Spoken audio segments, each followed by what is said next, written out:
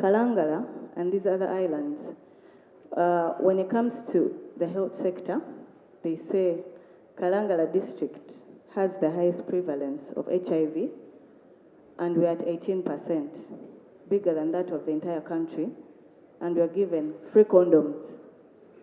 If the government can give us free condoms, they can also give us free life jackets.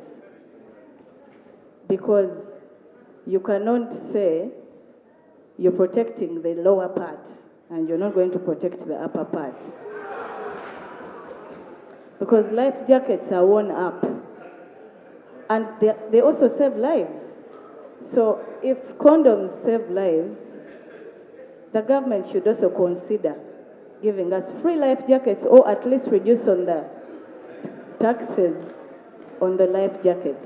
Mr. Speaker, for your information, and the August House, a very good life jacket costs, I think, 100,000 shillings.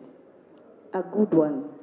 But with the army on the lake, Mr. Speaker, our people have been impoverished and they cannot access or they cannot buy these life jackets. If government can at least also protect the upper part by giving us a life jacket, we shall be very much gratified. Thank you, Mr. Speaker. Thank you. No, Honorable Kabos, you had concluded. You had already. Let me allow Honorable Keyo also. Thank you very much, Right Honorable Speaker. It's from the islands. Thank you very much, Right Honorable Speaker.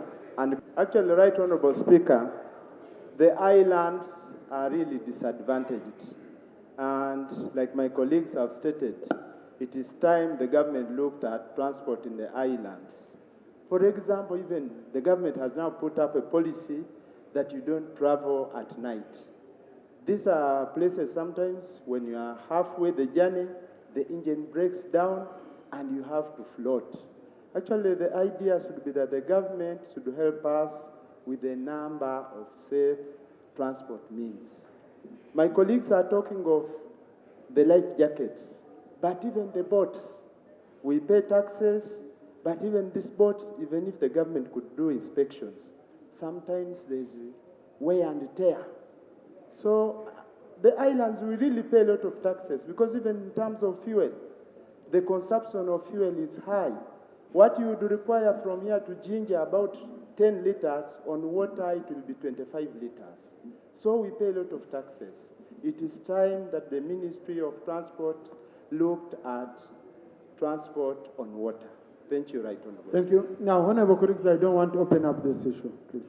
I don't want to open up this issue. I want us, the issues have been raised, but I've had in an issue of saying some people always remembered, Chief Whip, that also these families that got accident, the families of victims, the MP is saying if they could also be remembered. Anything you want to say on that, Chief Whip?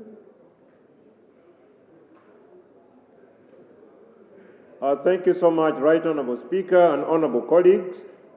First and foremost, welcome back from recess. And Right Honorable Speaker, let me also join you in welcoming our fellow Africans from the Parliament of Zambia. In line with the issue raised on the accident on the lake or on water generally, first of all, on behalf of government, we extend our condolences to the families that lost their dear ones.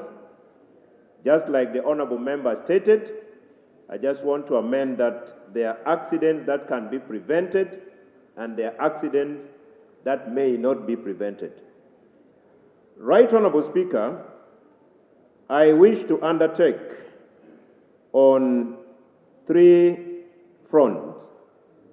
One, to notify the Minister of Works and Transport, where possible and with your permission, to hold a meeting with members of Parliament from such areas such that they are able to discuss deeper into finding lasting solutions to the challenge of accidents in our water.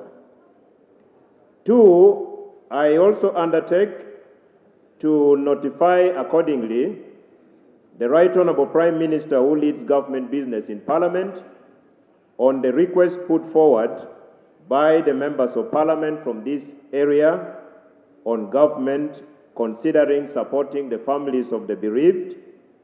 This has been a practice.